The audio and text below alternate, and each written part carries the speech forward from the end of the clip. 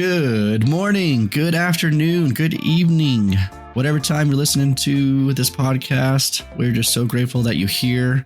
My name is Parker. As always, is my good man, Tanner, and we have another wonderful episode coming your way. I laugh already because Tanner and I, of course, we're always talking, establishing what episode we're going to do and things like that.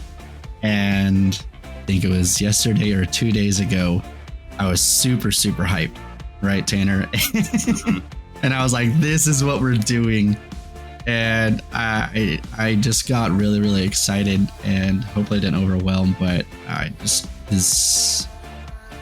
basically some backstory, Tanner, to where this all came from, and I'll mention kind of the subject in a little bit. But what really happened was, and to be pretty honest, is I was kind of going through like a life crisis for like 2 or 3 weeks, and I just didn't kind of like lost, I guess. I got a little lost, got a little sidetracked. I wasn't sure what I was doing, what my purpose was. It got really wild. And so naturally, what that means is when you lost, you have a Charles talk. so I had whatever, at least, everyone should have at least once in their life, which was a good Charles talk. And it totally just kind of blew my mind and like opened me up to really the perception of what I was trying to accomplish. So I take this kind of mindset, take what I learned, like always. I no longer feel like I have this life crisis going about, but it started to, engage. I think I had the conversation like this past Thursday or Friday. And then this weekend, obviously, LGI courses still going on, still going strong. Just really hit me at a different perspective, because that's pretty much what I'm doing. Like, I'm viewing things in a different perspective. And so I saw these beautiful people trying to be lifeguard instructors and things like that. And that's when I texted you, because I kind of had this epiphany as I saw them, how amazing they're trying to be and how amazing they are. I'm not saying they're not, but it really is amazing how hard they are working to be this phenomenal instructor for people, and the drive that they have. This is session 2. Yeah, session 2. Shout out session 2. So shout out to session 2, and it's just really cool to see such tenacity in these groups of people. And it's from, all different ways of life, and, different areas and things like that. And they all just have this drive to be exceptional. And so they did very, very good, very, very pleased. So again, shout out to session 2, but it really inspired me to the topic of the day, which is we should always try to be our best. And so where this conversation came from, it came from our leadership course. And I was trying to explain, like, really what is the difference between a successful person and or not really a successful, but how they became successful versus the people that, just don't live or fulfill a successful life. And it came down to essentially caring about what you're doing. And this elaborated like more and more topics and things like that. But the idea is super simple, that as long as you like care about being the best, even if you're not the best, you're still going to be a top tier performer. Right. And so, or at least feel fulfilled, Yeah, exactly. Yeah. This is what I really want to push to everybody. Because when you try to be your best, then you're going to find ways to make a job or to make a club or a sport or the paper that you don't want to do. Anything that you're trying to do, as long as you try to be the best and do your best, you're going to feel, just like you said, Tanner, you're going to feel fulfilled afterwards. And there's kind of this we all want to be the best, right? I mean, who do we not? I mean, there's no one that we don't idolize that's the best, right? We wish we were them, you know? It'd be really cool to be LeBron James. It would be really cool to be, oh, who's Zuckerberg. that? Zuckerberg, right? All back, yeah. Yeah, until he gets beat by me, you know? Yeah, then I want to be Parker Wyatt. Yeah, then everyone wants to be me, right? You know, you always kind of want to be, you have the idol, you know, you're trying to emulate, you know who you're trying to be. And you will see that people are drawn to that, right? You know, we may not all like these people, but yet there's still people that, you know, man, they have a cool life, man, they do all these like great things. And Right. I want to do that, right? I wish I could catch a football with like two fingers because I just have that amazing grip to pull it down into my side. You know, I want that big touchdown, or man, like that person just speaks so well. I wish I could speak like them, right? There's so many ways to go about it. I think of the social media concepts, right? Like how these people are just getting absolutely crazy famous from posting videos. Now, I can tell everyone from experience, it's a lot harder than it looks. Yeah. Yeah, right. And it doesn't happen overnight for the most part, but it is cool to, you know, that's the top tier level that really everyone's trying to be. But I think we put a lot of doubt into ourselves that, oh, well, they're the best, so now I can't be the best, right? So what's the point of me trying? Or sure, I'll be the best for stuff that I like, but how hard is it to be the best at something you don't like? Right. And that's kind of so that's where I want to kind of kick it off. And I kind of start with you, Tanner. Like, is there, and I want to go with I think it's better to go, at least for now, with what do we not like? You know, let's battle. Like, what are we actually doing to kind of get through these things? How do we go about that? So anything you got that you didn't quite like, right? But you still put maximum effort into it, and really what caused that drive to do that? Or maybe did it happen? You know, maybe it was like, oh, I didn't. Yeah. But I wish I had. Yeah, I think that a good example for this like job, especially, is like, and you know this, I mean, is like delegation, right? Like I'm horrible at that, right?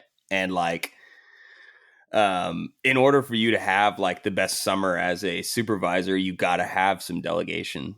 And like I think last summer, I like halfway through, I kind of viewed it as like a I don't want to say game because I don't think that's fair to it, but I viewed it as like something that I could like win at, right? Like just like the ease of how the summer was going. And I viewed it very much as like, okay, I need to do that. You know, it was like, at first I was thinking very much of like what I need to do. Right. And like, I had these deadlines to hit and I had to do it because, you know, my work was being judged, you know, based on like it was falling back on me. So in my eyes, I was like, okay, well, if I'm going to mess it up, like, or if it's going to be messed up, I'm going to be the one to mess it up. Right. If that makes sense. No, that's good. But that's like, I mean, delegation is like a skill that I had to kind of like learn. And I don't think that I'm not anywhere near mastering it or like anywhere near like the comfortability that I want to be with it. But like, I think towards the end of last summer, it was like, I like started like really pushing for it and like really diving into like, okay, why do I hate delegating? And it's like, okay, I found out that I hate delegating because I'm not that great at like teaching things to people who are like completely unknown to what I'm trying to teach them, if that makes sense. Yeah. So like I feel like I can teach somebody who has like the basics of something, but I can't teach the basics of something. Right. Interesting. No, that's a good, and that's a big instructor type skill to learn. Right. So it's like, and I think we touched on it like maybe the last episode or the episode before that, but that's something that you got to like kind of refine and like dive into to actually, see. So like for me, it was like with like drop shifts, right? Or like last minute fills in Mm-hmm. shifts. I tried to pass along, uh like tips and tricks that like I would like kind of harp on to Right. like the leadership below me. But then they'd be like, "Oh, I don't even know how many guards need to be at this pool because I've never worked this pool before, but you're asking me to find you're telling me all these tips and tricks, Uh, like Forgot so it's about like the kind of like basics. that." Yeah, Right. So like that's I fair. would like kind of skim over the basics. But I know now, like that is while it may not be like, and I don't say this to, I hope like my leadership doesn't like see this and think like, oh, he hated talking to us, because that's definitely not the case at all. But teaching like somebody the basics when you've like been taught the basics, or you've been like fine tuning your own, basic knowledge of that, teaching that again can get like repetitive, right? Yeah. It can get like mundane. So like kind of just like, biting the bullet and just like, realizing that you were once, or I was once at that point where I needed to Mm-hmm. learn just the simple basics, and I needed to learn how to talk to people, and I needed to learn how, to do, XYZ. Right. But, for me, like the first thing that comes to mind, like when you had asked, is definitely like, learning the first few steps as opposed to just trying to get out there and just do it. Yeah, Um, just go 100%. Realize yeah, you left your shoes. right. And man, that's like a theme of my life, is like I've like away from this job, it's like I've always been one to, and I literally talked to Charles a couple weeks ago and he told me the same thing. He was like, you have like you have great ideas, but he's like, I would love for you to like trim the ideas down and dive deeper into one, as opposed Mm-hmm. to like think broadly about four, if that That's makes fair. sense. Well, and I think that kind of goes along with the concept that we're doing is, it's nice for you in specificity, like the idea man is cool, right? That's what you want. And you want to be the best as the idea man because that's what's fun and that's what's engaging. Right. And now we hit the other end of the spectrum is Do it. you essentially have Yeah. to do it, right? You have to start it. Yeah. And now you have to be the one to try and be the best at that. But that Right. is a little bit more challenging because now it's like, I mean, I know you want to start it, obviously. I'm not saying you don't, but I think that's Yeah. probably what you're probably battling now is idea. Like, let's do this, let's do this, let's do this, let's get, now we're excited. But now it's Yeah. like, cool, now let's do essentially the boring stuff, which is let's plan, let's organize, let's create procedures, let's, Yeah. you know, I don't really even know what the problem is, but let's make sure we don't find that problem and let's already resolve it. There's Right. the actual overlay of it, the actual little schematics, I guess you could say. Yeah. Well, and And and sucking at something sucks. yeah, who Like, wants to even try? yeah, like being bad at something is like, embarrassing, and like, or whatever, whatever everybody's kind of different, I think, when it comes to like humility. But like, man, like it's like, I always hate being bad at something. I'm Yeah, like, I'm a very competitive person. Like I want to be like the best. I just want to be the best, like right. at everything I do. And like, I'm not the best at really anything I do now. So that's kind of a hard realization to go into like the, professional world with that. But I also think because one, I don't think you give yourself near enough credit because I think you do a lot of things super exceptionally. I just think you Thank you. don't. You probably just hurting yourself a little bit, but that's not a. I also don't think that's a bad thing. I actually Yeah. think that's a really good. I think honestly, some of the most outstanding people are really just I'm not the best at this, but I'm still trying to be the best at this.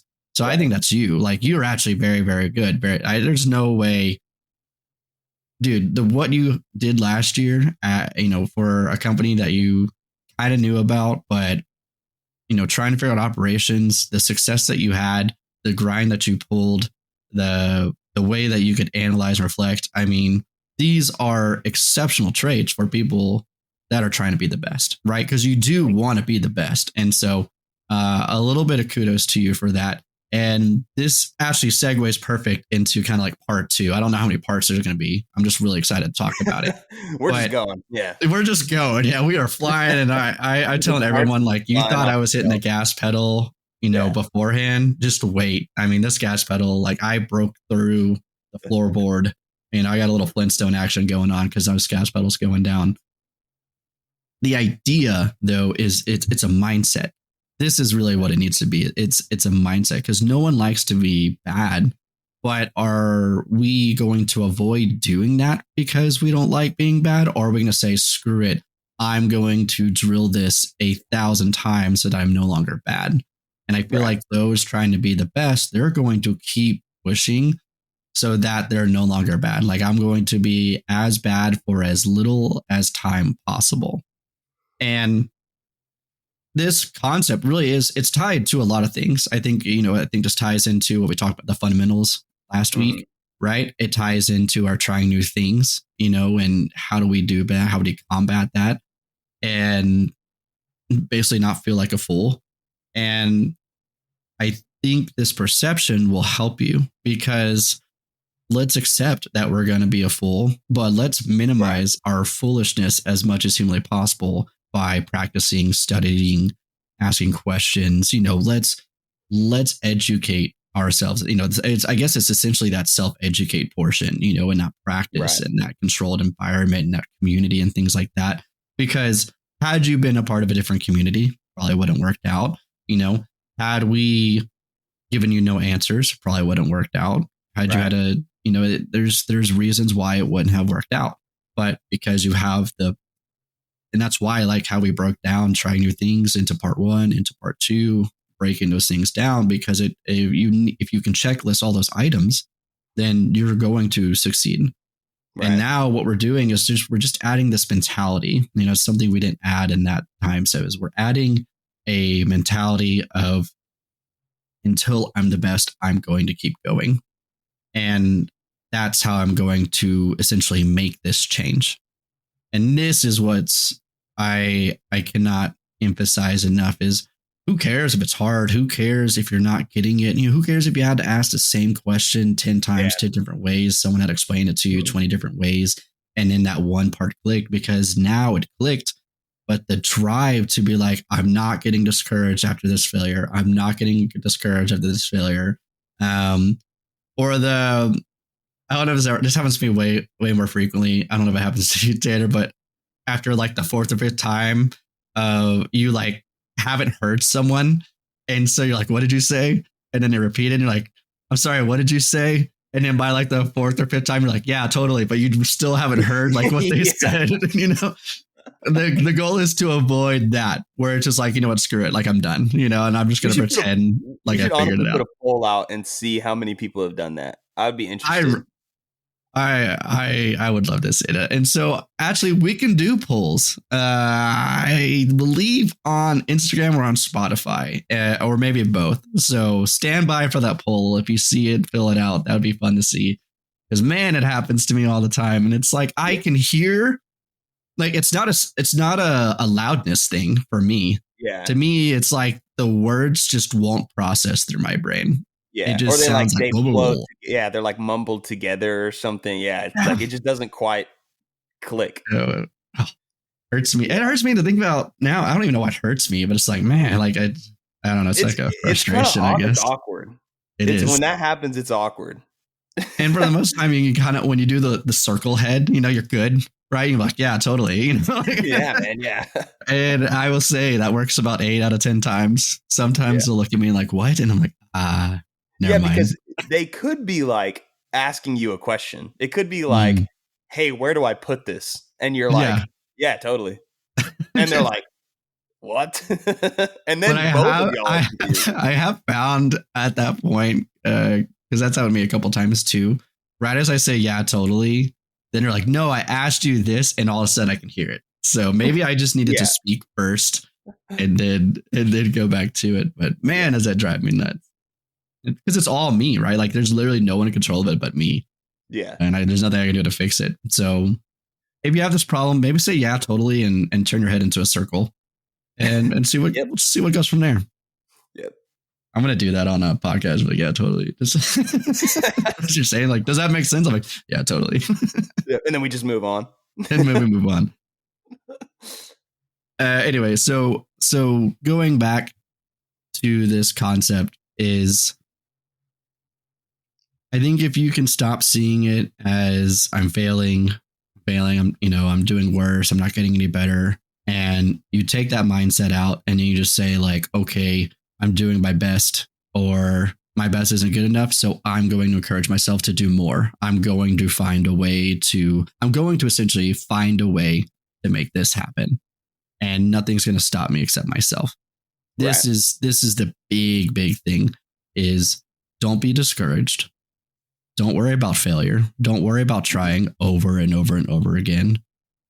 Have the mentality, have the mindset to say, I'm going to find a way to be the best. And eventually, as long as that mindset's there, there's no doubt that you can't be successful. You will 100% be successful. Yeah. So I think it's all like, it's all relative, like it's like, everybody is like gonna kind of go through this like a little bit differently, and like maybe someone is like a little bit more anxious about like what they're doing, or like how they look doing something. Like, for example, like going to the gym. Like, if you've never gone to the gym before, the first time you go to a gym, you're gonna look like you're gonna be on your phone looking up. I just saw a meme the other day, and it was like, I'm at the gym with my brightness on the lowest setting, looking up gym routines. And it's like, because they're like embarrassed, right? Because they're like, I'm at a gym, like I'm next to everything. Why do I have to look up these routines? But you do, like, you need to have, and that goes back to what I was saying, like with like the basic understanding. Mm-hmm. You need to have like a basic understanding that you can grow on. And if you've never worked out, if you've never lifted weights before, you're just not going to have that. Like, unless your dad was Arnold Schwarzenegger and you watched him growing up working out every day, then you're probably not going to have that like determined knowledge on everything. So you're going to have to go through that period of like lifting very low weight and looking like you're lifting nothing, and like maybe doing a workout wrong or two, or or maybe you start off really light, you do like 4 workouts, but then if you keep doing that and you keep doing 4 to 5 workouts, in 2 months you do 6, in 2 more months you're doing 8, you're doing a full workout, and it's like, before you know it, you look at yourself and you're like, wow, I'm a different person. I love you mentioned the basic understanding, and I think what'll help, especially when we're trying things really for ourselves, like I said, it's kind of part 2 is trying these things for ourselves, is ask questions about the basic understanding of something. I think that could really help a lot of people right off the bat, because a lot of it is, I'm not getting the basic information, and that's why it's not making sense to me. That's why, I mean, there have been so many times in jiu-jitsu where I actually have a great example. Closed guard. So closed guard, I'm on my back, got my legs wrapped around a person, and I just never really understood what I was to do there. And I kind of just subconsciously grabbed a grip, and I just tried to do random things. I wouldn't say random things. I tried to do intentional things, but it just never really seemed to work out. And then all of a sudden, 2 years later, or 2 years of basically just not, kind of being there just to be there, I asked a question, and they say it just inspired them to say that in closed guard, your goal is to break them down. You want them to be super close to you, because then you can get your sweeps, then you can move them the way that you need to. Then they have to react and come back up, and now you can tack the other way. So try and break them down. And ever since then, I've completely excelled with closed guard. Like, I went from like maybe a 2 out of 10 to a good 7 or 8 out of 10. Just with the basic like help of like that one concept. Down. Yeah. Because it changed everything. Because it's like I had all the pieces. Right. I already had them all. I just didn't have the one piece that connected all those together. Yeah, like you didn't have the purpose. Yeah, like you didn't Mhm. know what you were doing it for. But then, Exactly. yeah, So that could be a great way. Maybe that's what is limiting. Or excuse me. Maybe that is what is limiting you. So yeah, if that's something that you're struggling with, maybe figure out what is the why behind it. What's the concept? What is the overall focus of it? And that could really help. You know, right, with working out and working out chest, one of the big things for that is I don't want to like overextend, right? I don't want to over press because I could injure myself. I also don't right, want to like overlock out because I could still again injure myself. I kind of have to right. find this weird medium. You know, Everybody even wants to my push elbow angle. 300 on chest. Everybody What? wants to. I said everybody Yeah, wants to push like 300 on chest, but it's like that's so like unattainable unless you work your way up like over exactly. years and years of doing that. You know, and yeah, and you have to get yourself in that proper alignment too, you Yeah. know, because if you're just doing, you may feel stronger having your arms like a little bit higher, Right. but that's not actually going to help you in regards to the development of those muscles, you know, and Right. you have to learn how many times have people like the pull up, right? If you just swing your whole body to pull up, like, yeah, congratulations, you did a pull up. But did you actually truly activate those muscles that you would have if you had not just gimped, Right. what they call it? But so that's that. I think that's the idea is what's the basic? What do I need to know to do a proper pull up? And then start by mastering them. Then that goes back to fundamentals. You know, this, like I said, is kind of a tying piece between last week's episode and trying new things episode is what do I need to do to improve on that thing in the proper way? You know, if I focus on my fundamentals, then everything else will come out of it. The Mhm. fundamental of closed guard was to break them down. Right. And I had no idea what it was until 2 years later when Yeah. I am supposed to be relatively experienced in it.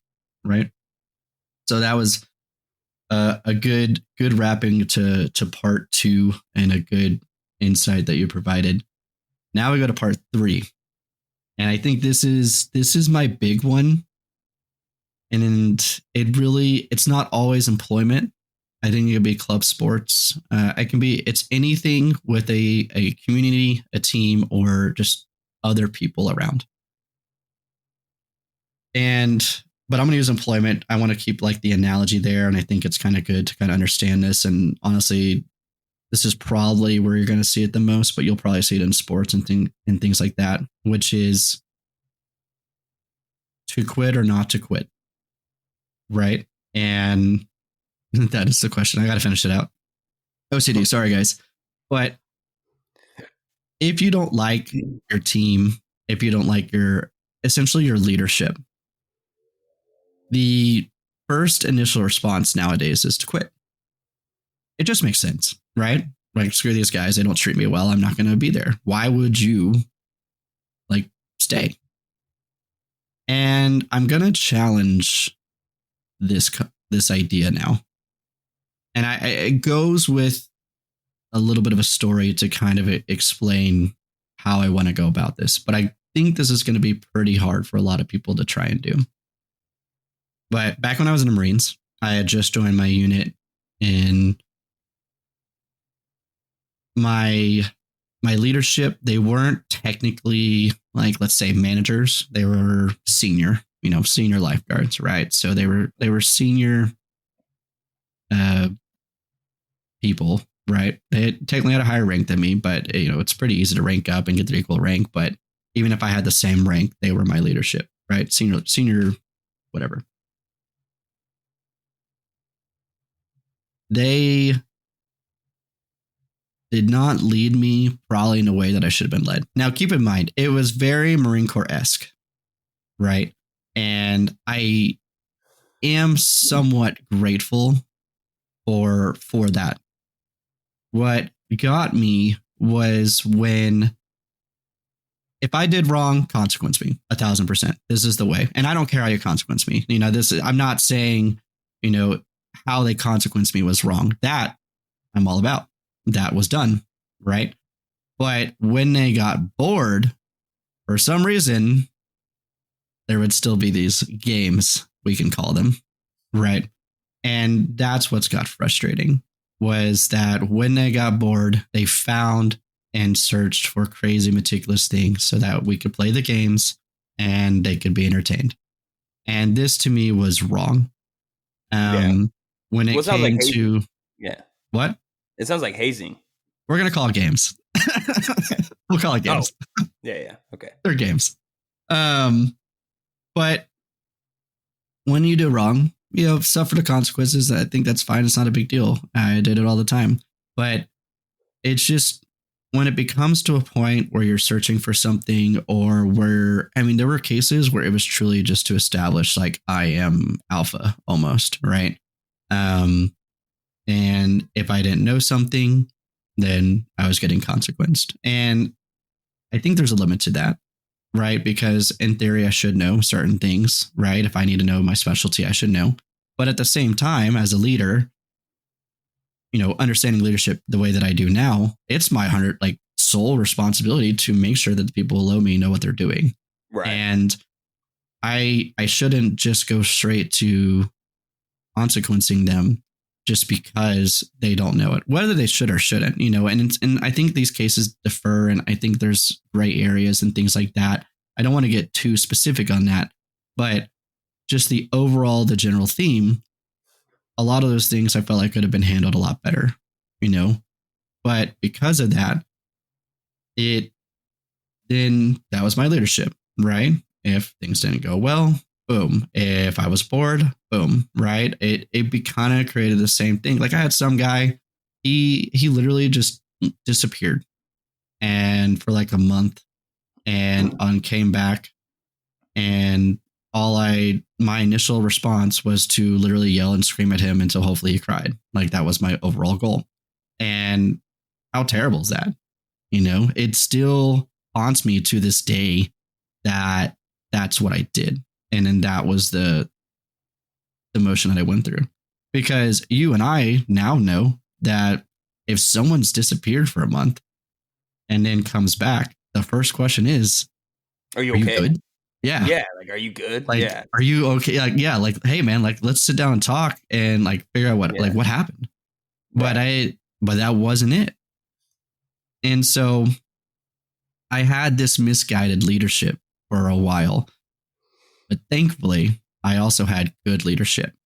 And so right after really that moment, we got a bunch of new leadership coming in. Some people came from other units and things like that.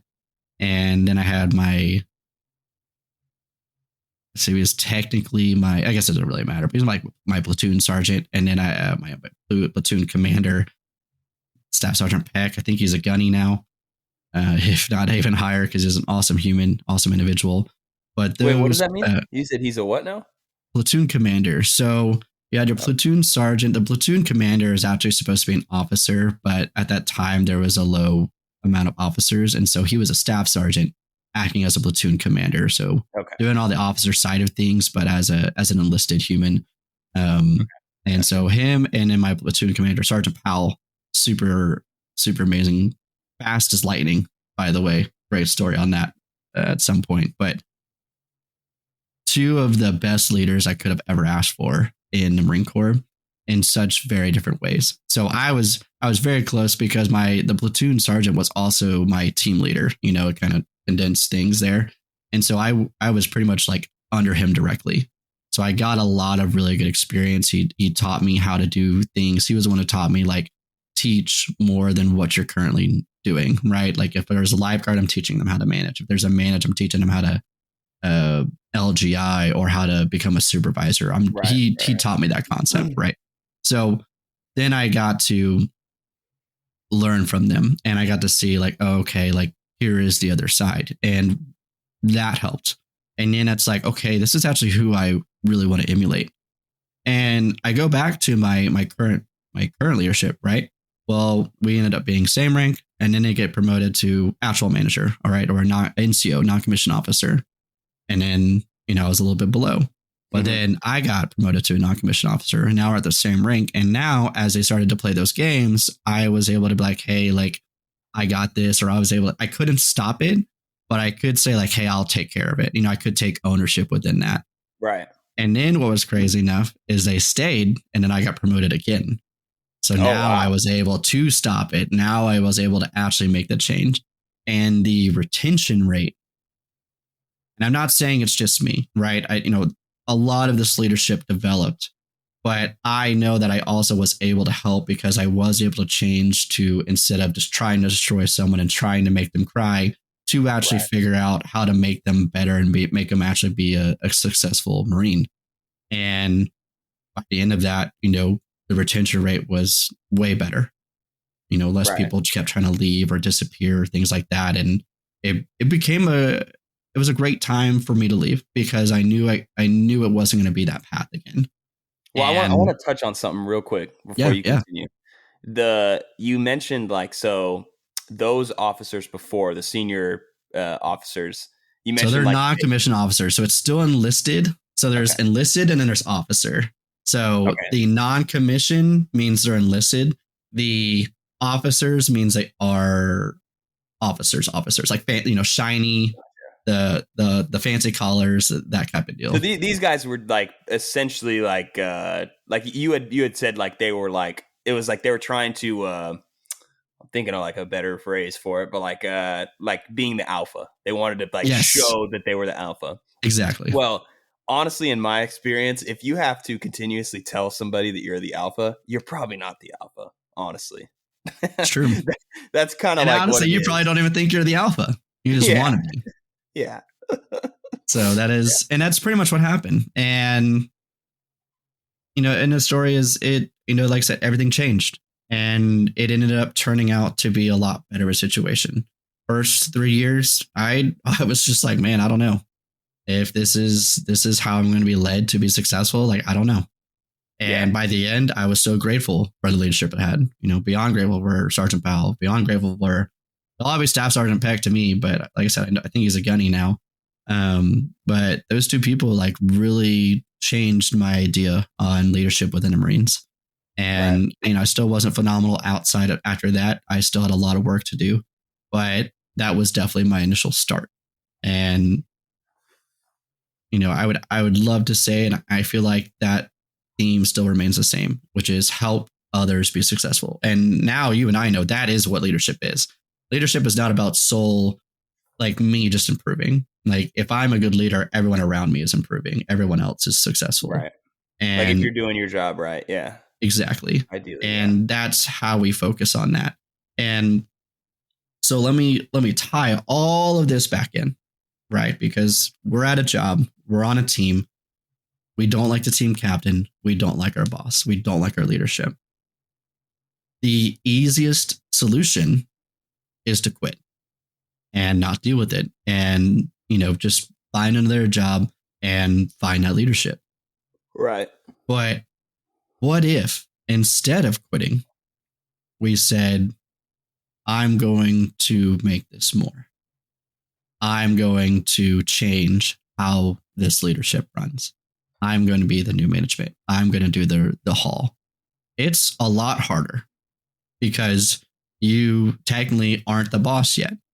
And you have to work your way through to even get to that level, to at least get equal level.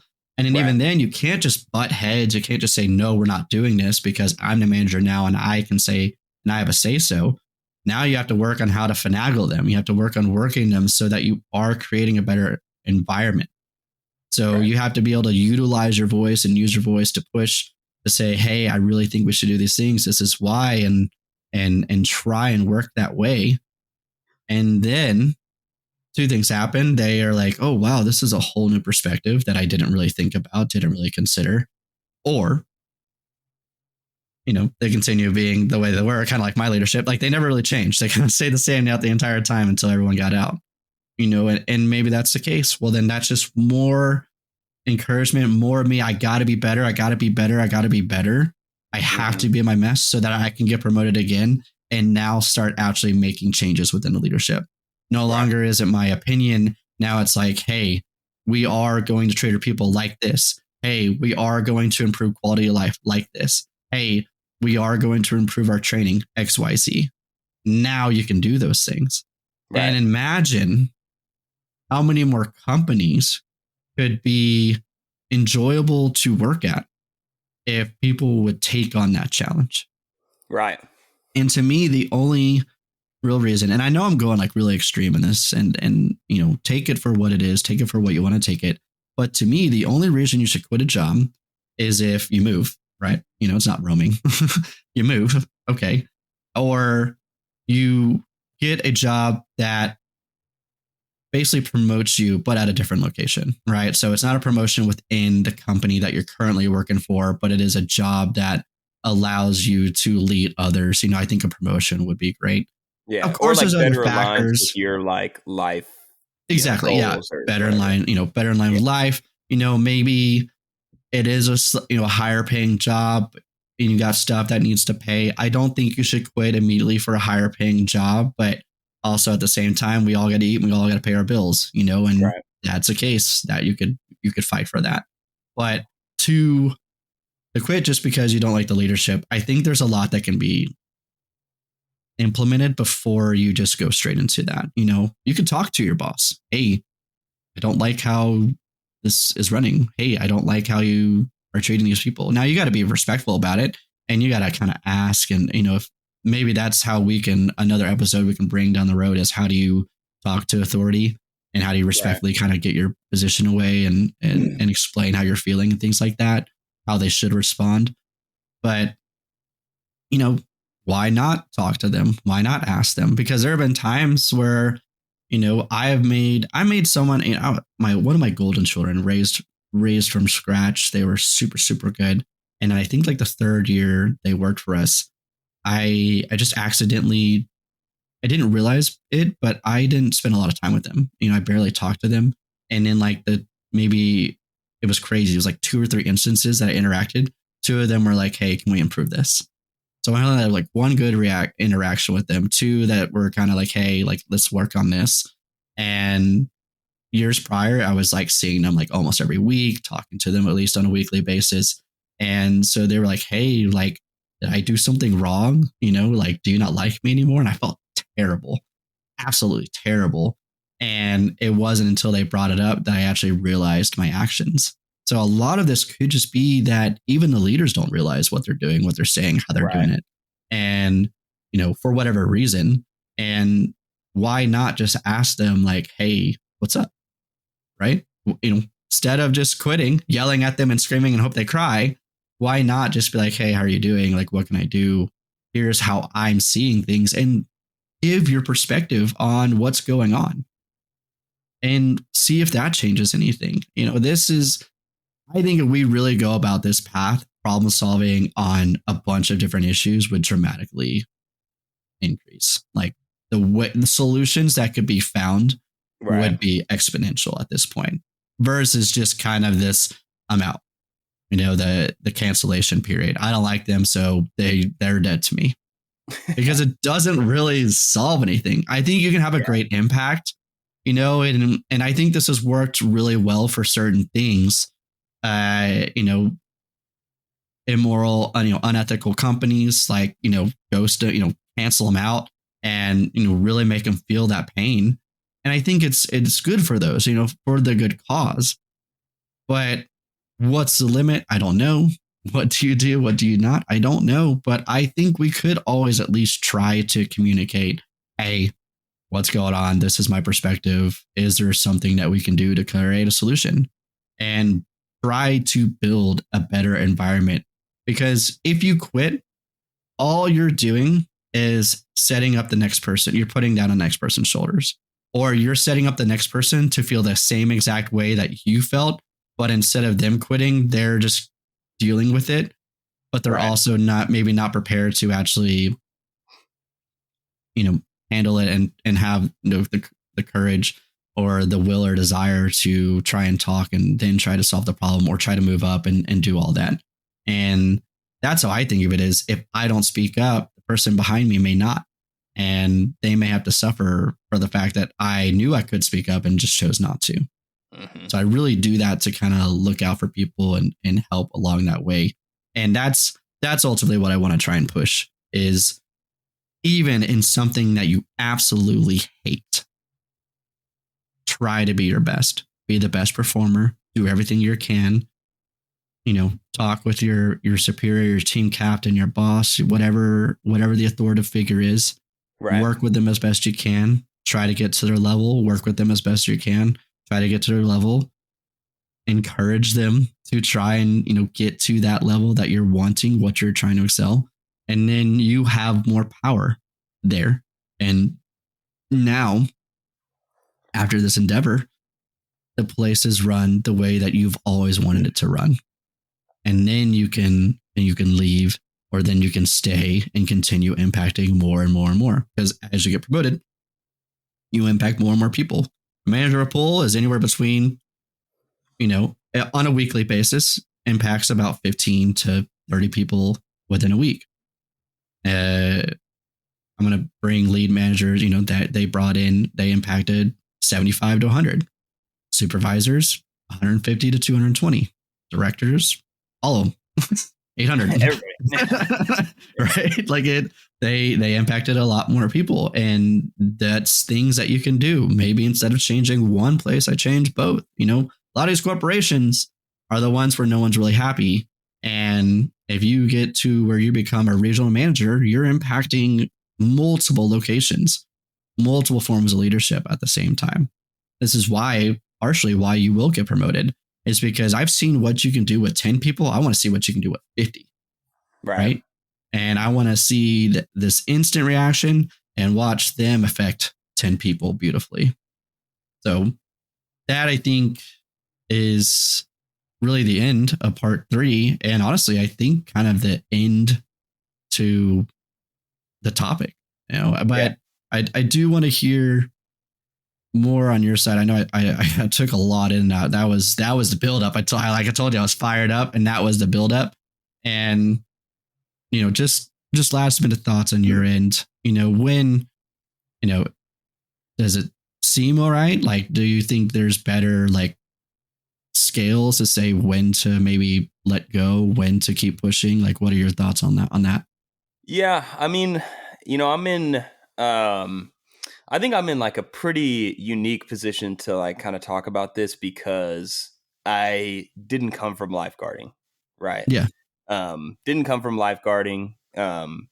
Took this job last summer, honestly, because it was what was there. And like, because I worked the summer before that, but I wasn't in leadership. I was just delivery, so Right. I had known, leadership briefly. I had known, I had gotten to know you like very briefly. And obviously I loved everybody that I engaged with. So when the next summer came around, meaning last summer, when that came around, it was kind of like a no-brainer, right? The job was there. And I was like, I'm going to take this and kind of see where it takes me. And in the, at the very beginning of last summer, I got my degree, like my bachelor's degree. And like going through, college my whole life, it feels like my whole life. But it does. It always does. Yeah. But, getting my bachelor's degree, it was like, I had always thought like, okay, I would get my bachelor's degree and I would use my bachelor's degree to get a job and work in an office. And, now after going through last summer, and like working in leadership finally, and being able to see and connect with all these people and kind of see like how much impact, we really do have. It made me want to come back, but I still had my, I don't want to say doubts, but I mean, I even talked to you about it. Like, Yeah. I had my like, almost like, am I doing the right thing by staying here? And it has nothing to do with the company. Like, it has nothing to do with how the company's ran. It has nothing to do with the leadership or anything like that. It was simply just me kind of looking out for myself. And like, I think that everybody should feel entitled to that. Like, you should, because nobody else is going to look out for yourself. Like, the only person that's going to look out for yourself, or really like truly look out for your best intentions, is going to be yourself. Yep. And like, I think, but I think that it's like, it helped me having people around me like you and like Gabby that are like double dipped, right? Like, we have a personal relationship, but we also have the work relationship, you Right. know? So you could give me both perspectives. Like you gave me advice as a friend, but you gave me advice as a boss, you know? So, I kind of think that it would have been easy for me to try and go and leave and go find just 9 to 5 with my degree, Yeah. and maybe that would have cut my time short with this company, and maybe in 5 years, or 3 to 5 years, maybe I'm not working for Barefoot, you know Mhm. but what I can control right now is like I know that when I clock in, or when I don't clock in, but like when, Yeah. when I am actually Mentally. doing, yes, when I mentally clock in, like I am given 110% because that's what I can control in the moment. And I know that like part of the reason why I stayed here is because of the experience like that, Mhm. like I get, and like the connections that I make with the with the guards and with the managers and LGIs, everybody, and leadership. Like it's awesome, and it's like I really feel like on paper, this may be like a controversial statement, but on paper, it made sense for me to go use my degree and leave this job. Yeah. But the right thing I think for me to do is stay here because I am getting all this experience. I'm getting all these like I'm learning all these tools that I can bring, you know, into my next job. And maybe my next job is a promotion in here, but Mhm. that's looking too far ahead. If all you're doing is just looking at, okay, where do I want to be in 5 years? You're going to forget about Right. what you're doing now, you know? So, and I think that's an unfair way to judge yourself, is how you're going to look in 5 years, because nobody's going to be able to tell that. Well, and I think this is where people even maybe this is why they don't want to, I wouldn't say we don't want to be their best, but are maybe not enjoying what they're enjoying. And they kind of lose that passion to try and be the best because the expectation was so different. I Yeah. mean, you and I had the same expectations: school, high school, college, career, job. And it didn't really quite happen that way. I mean, my degree is marketing. Yeah. I don't really use market. I mean, I do now. For the first few years of working with Barefoot, I did not use my degree. And to be honest, I really don't use my degree the way that my degree was set up, because my degree was data analysis. So it was basically analyzing all the data Right. and then finding those like key identification points and then saying, okay, this is your parameter. It wasn't, okay, let's make this pretty. Okay, this is going to engage. Use this word versus this. Use this. It wasn't that. It was just literally saying these are points that you need to emphasize. Was pretty Right. much my whole degree, right? So looking at a huge giant Excel sheet and seeing what were important factors, and then being able to articulate that data. That was me. So I don't really do that. Yeah. I do more of it now with this podcast than I actually do just period. So I'm just now How starting crazy to is use that? my Yeah. degree.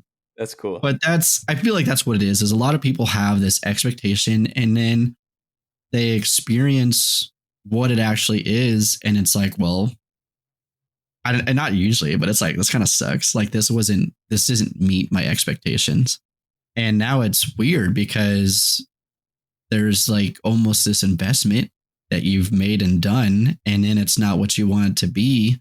Right. And so what do you do? Do you make the most out of it, or do you try to seek and find something else?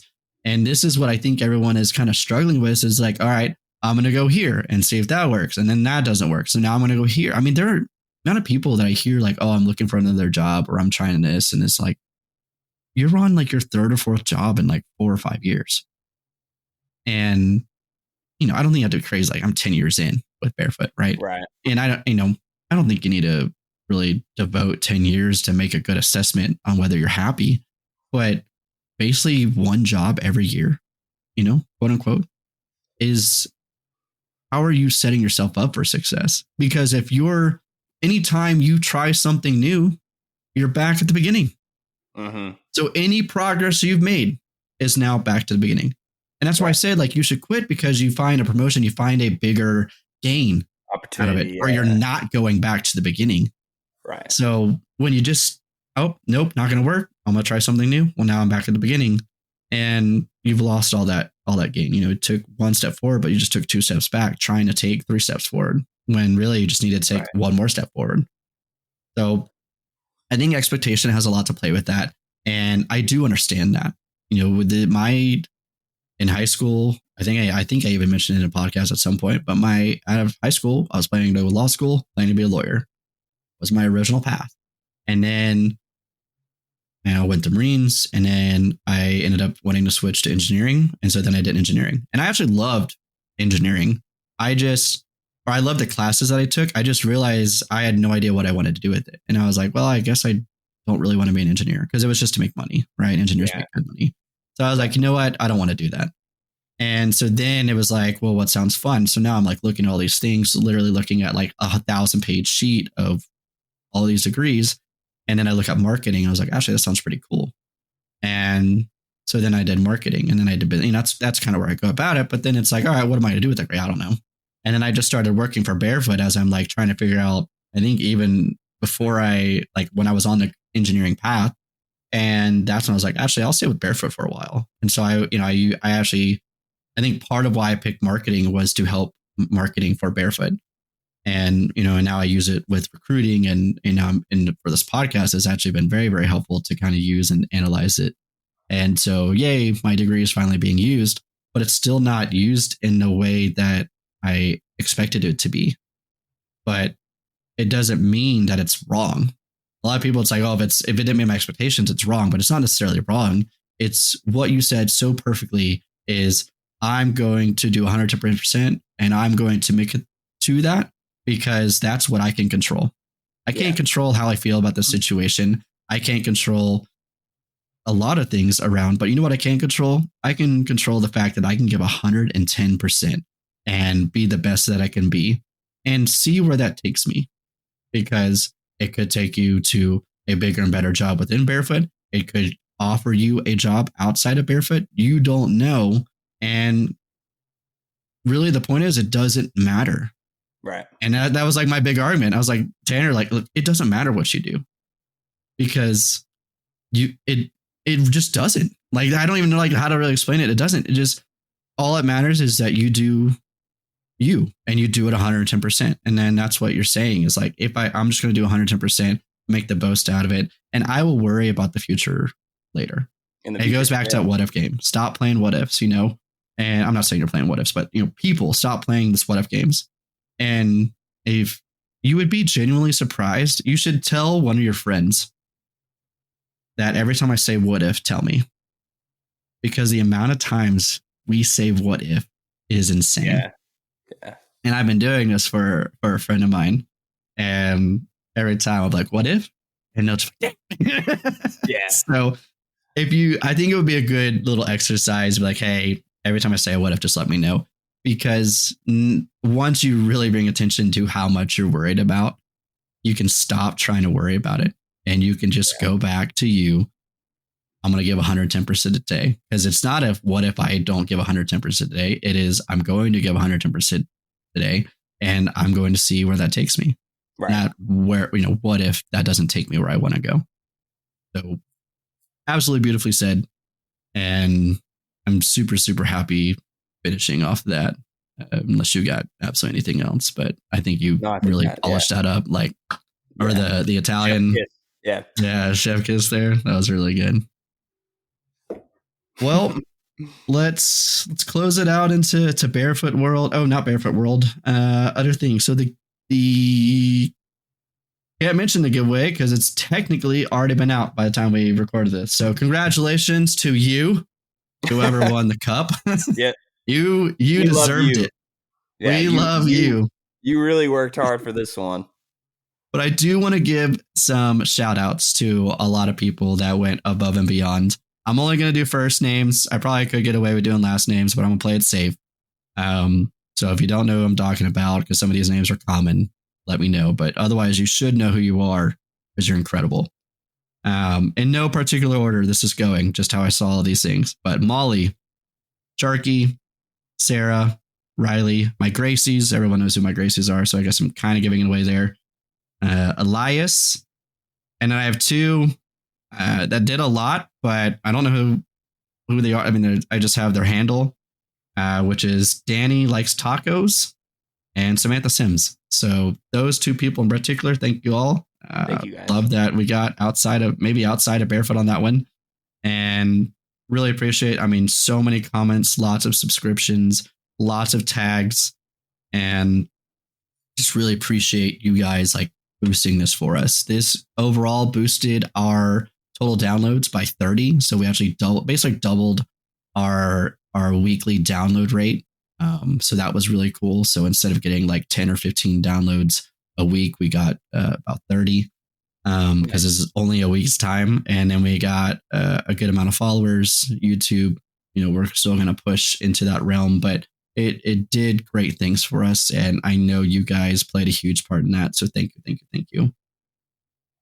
Part 2, Mad Rabbit. It's 90 degrees out today or whatever. So buy your sunscreen now. You might as well. But use code BEAR 2024. It's all one word, no spaces, no nothing. BEAR 2024. Get the body wash. Let us know if Tanner and I should get it. Although apparently, Tanner, I have like roughly 2 to 3 gallons of body wash because I bulk buy it at Costco. Gallons? Yeah. And I just forgot that I bought all this at Costco. Because every time something goes on sale, we just randomly buy it just to like save money down the road. And I guess I did that. So I have like 3 34-ounce jugs of body wash, and then I have another brand, same thing. I have 3 of them. So just like 2 to 3 gallons of body wash. I'll be the cleanest man alive for the next few years. And then last but not least, just got one, but my jiu-jitsu school. So my jiu-jitsu school is called Wolverine.